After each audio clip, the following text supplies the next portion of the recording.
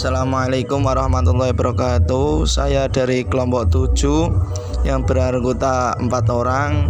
Yang pertama Aysiska Rahmawati, yang kedua Ahmad Farozikin, yang ketiga Nurul Husain Aziz, yang keempat Rina Eka Febrianti. Makalah ini yang berjudul Nilai-nilai kepemimpinan dalam manajemen dakwah dan lembaga-lembaga dakwah di Indonesia. Di sini saya akan membahas substansi atau rumusan masalah yang pertama, yaitu apa definisi kepimpinan dalam konsep manajemen dakwah.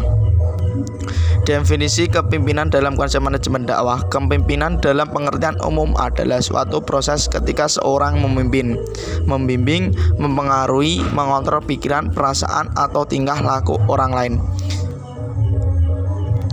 Dari pengertian umum tersebut dapat dipahami bahwa kepimpinan merupakan tindakan atau perbuatan seorang yang menyebabkan seseorang atau kelompok lain menjadi bergerak ke arah tujuan tertentu. Pengertian kepemimpinan dari beberapa ahli yang sebagai berikut. Yang pertama dari Haiman, berpendapat bahwa kepemimpinan adalah suatu proses di mana seorang memimpin, membimbing, memengaruhi pikiran, perasaan, atau tingkah laku orang lain. Yang kedua dari Munson, berpendapat bahwa kepemimpinan sebagai kemampuan menghandle orang lain untuk memperoleh hasil maksimal dengan friksi sedikit mungkin dan kerja sama yang besar. Yang ketiga dari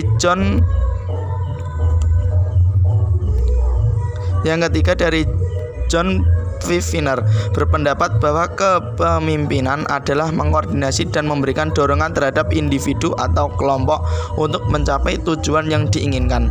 Dari pengertian tersebut dapat disimpulkan bahwa seseorang dapat disebut memimpin apabila seorang itu dapat memengaruhi pikiran, perasaan, dan perilaku orang lain, baik dalam bentuk individu maupun kelompok, untuk mencapai suatu tujuan tertentu.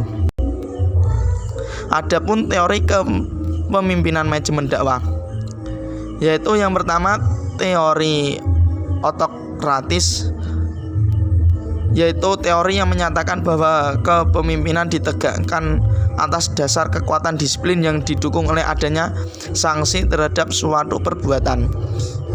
Yang kedua, teori psikologi, yaitu teori yang menyatakan bahwa fungsi utama dari kepemimpinan adalah mengembangkan sistem motivasi sebaik-baiknya dalam mendorong dan memberi semangat terhadap bawahannya untuk bekerja mencapai tujuan organisasi dan memberi kepuasan bagi kebutuhan pribadi mereka. Yang ketiga, teori sosiologi, yaitu teori tindakan pemimpin yang berusaha melancarkan pekerjaan bawahan untuk mengambil keputusan terakhir dalam menentukan tujuan organisasi. Yang keempat yaitu teori suportif, adalah teori yang kepemimpinan dapat berjalan secara baik dengan jalan membantu para bawahan agar dapat bekerja dengan baik pula. Teori ini juga sering disebut dengan teori demokratis, yaitu di mana pengambilan keputusan ditempuh secara bersama. Yang kelima yaitu teori laissez-faire, adalah teori pemimpin memberi kebebasan penuh kepada bawahannya dalam menentukan kegiatan mereka. Yang keenam yaitu teori perilaku, yaitu adalah teori yang semua anggota mendasarkan pemikiran bahwa dalam mengatasi permasalahan harus bertindak fleksibel sesuai dengan kondisi yang dihadapinya. Yang ketujuh yaitu teori karakter, yaitu teori yang menekankan adanya sifat-sifat yang dimiliki oleh seorang pemimpin. Sifat tersebut meliputi yaitu yang pertama kecerdasan, yang kedua berinisiatif, yang ketiga berkemauan keras, yang keempat kedewasaan jiwa, yang kelima persuasif, yang keenam komunikatif, yang ketujuh percaya diri, yang kedelapan perseptif atau mempunyai empati, yang kesembilan kreatif dan partisipasi sosial, yang ke-8 yaitu teori situasional, yaitu teori yang berangkat dari suatu pemikiran bahwa kepemimpinan itu mengandung 3 unsur, yaitu unsur yang pertama pemimpin, yang kedua yang dipimpin, dan yang ketiga situasi. Teori di atas masing-masing memiliki sisi kekuatan dan kelemahan. Seperti teori kepemimpinan otokratis, kepemimpinan harus ditegaskan atas dasar kekuatan disiplin karena dinilai memiliki kekuasaan yang dapat membuat organisasi dakwah menjadi rapi, teratur, dan efisien karena bawahan akan selalu merasa patuh dan segan terhadap pemimpinnya.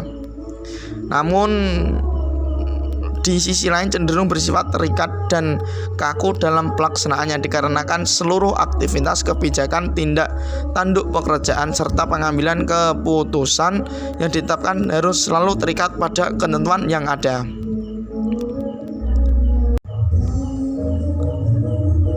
Sekian dari saya, dan rumusan masalah yang kedua akan diteruskan teman saya. Baik, saya di sini akan melanjutkan presentasi dari Saudara Rozikin. Selanjutnya yaitu tentang apa itu nilai-nilai kepemimpinan dalam manajemen dakwah. Karakteristik kepemimpinan manajemen dakwah merupakan hal yang tidak dapat dipisahkan dengan tujuan organisasi atau lembaga yang ingin dicapai. Lahirnya organisasi yang besar ditentukan dan terdiri dari bagian-bagian yang kecil. Bila masing-masing bagian itu dapat diatur dengan baik, maka akan memberi warna pada ruang lingkup yang lebih luas. Maka oleh karena itu, masing-masing bagian tersebut memerlukan pembinaan yang intensif. Karena maju mundurnya bagian itu akan membawa atau mempengaruhi secara keseluruhan bagi umat. Demikian pula dengan organisasi dakwah. Bila dapat dikelola dengan baik, maka akan berpengaruh pada keberhasilan dakwah Islam secara keseluruhan. Posisi seorang pemimpin dalam organisasi dakwah, kehadirannya sebagai pengurus dan pemimpin seluruh komponen aktivitas dakwah dituntut memiliki karakter-karakter khusus sebagaimana yang diharapkan dalam kepemimpinan Islam.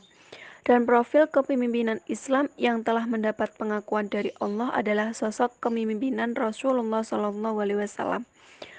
Oleh karena itu, seluruh umat Islam seyogianya menjadikan Rasulullah SAW sebagai cerminan penyuluhan dan teladan dalam kehidupan. Sebagaimana firman Allah dalam surat Al-Anbiya yang tertera pada ayat 107, yang artinya, dan tiadalah kami mengutus kamu Muhammad, melainkan untuk menjadi rahmat bagi semesta alam. Ayat di atas memaparkan bahwa sebaik-baiknya kepemimpinan adalah yang diridhoi Allah, seperti contoh kepemimpinan yang dimiliki oleh baginda Rasulullah. Untuk mencapai jalan yang diridhoi Allah, seorang pemimpin harus dapat menjalankan segala petunjuk yang telah ditetapkan Allah dan mampu mengajak orang lain agar mengikuti segala petunjuk yang diridhoi olehnya.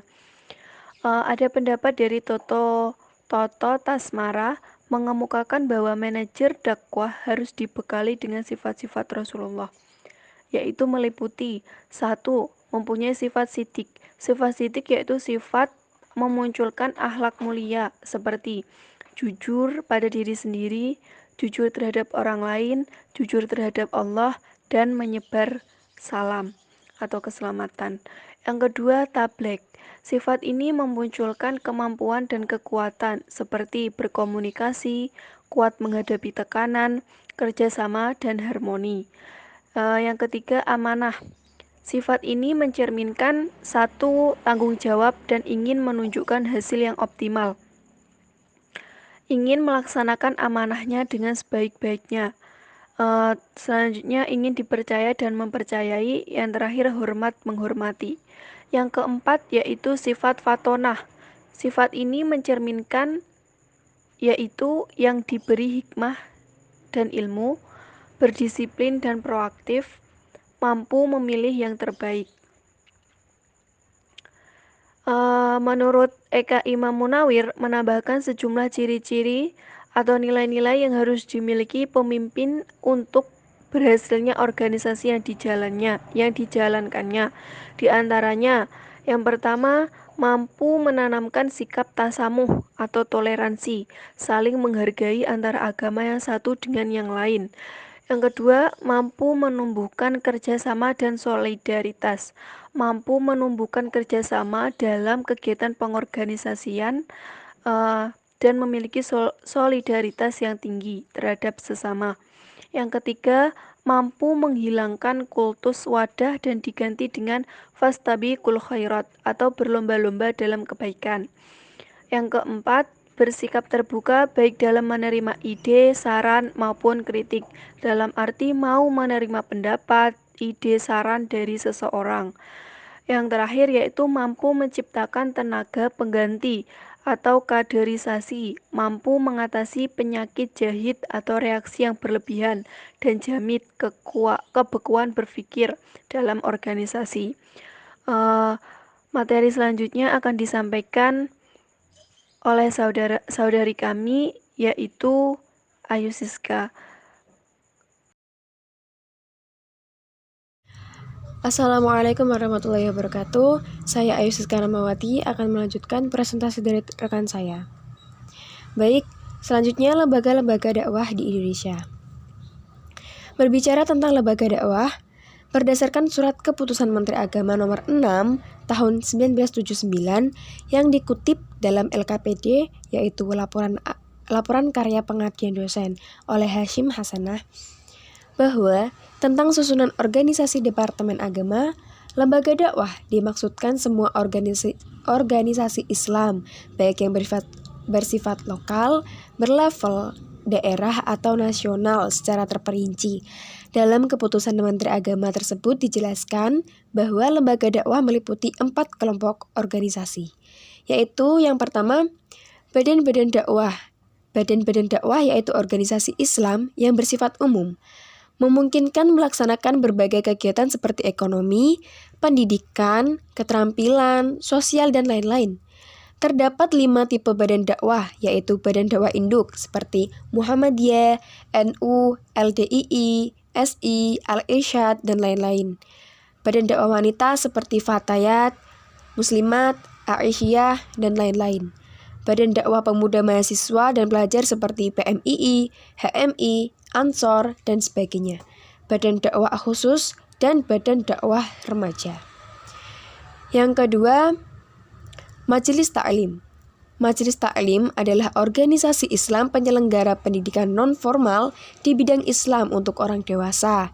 Di beberapa daerah kegiatan ini disebut dengan pengajian dan ditandai dengan jumlah jamaah yang begitu banyak. Yang ketiga, pengajian merupakan organisasi umat Islam yang mengelola pengajian yaitu pendidikan non-formal di bidang agama Islam untuk anak-anak. Pengajian biasa dilakukan di rumah atau masjid. Yang keempat, organisasi kemakmuran, masjid, dan musola. Biasanya dibentuk untuk melaksanakan kegiatan pengelolaan masjid atau musola khususnya dalam melaksanakan kegiatan di dalam masjid seperti pendidikan Quran, perpustakaan, pengelolaan ZIS, praktek ritual ibadah, kesehatan, dan koperasi. Berdasarkan keputusan Menteri Agama nomor 6 tahun 1979, maka dapat peneliti simpulkan bahwa lembaga dakwah Islam Indonesia atau LDII termasuk jenis lembaga dakwah yaitu badan dakwah. Nah, di sini kita dapat simpulkan bahwa kepemimpinan merupakan tindakan atau perbuatan seseorang yang menyebabkan seseorang atau kelompok lain menjadi bergerak ke arah tujuan-tujuan tertentu. Untuk menjalankan organisasi dakwah, dibutuhkan sebuah pemimpin atau manajer yang handal. Pemimpin yang ideal adalah pemimpin yang memiliki kemampuan untuk memadukan antara dimensi institusional dengan dimensi individual. Pemimpin dalam lembaga dakwah harus mampu menciptakan sebuah inovasi dan perubahan dalam lembaganya agar tidak berjalan secara monoton. Namun hal ini tidak berarti setiap pemimpin dakwah harus selalu melakukan inovasi yang kadang kala justru dapat menghambat proses perubahan. Baik, mungkin cukup sekian presentasi dari kami. Apabila ada kelebihan atau kekurangan, kami meminta maaf yang sebesar-besarnya. Wallahu wafiq ila aqwamit thoriq. Wassalamualaikum warahmatullahi wabarakatuh.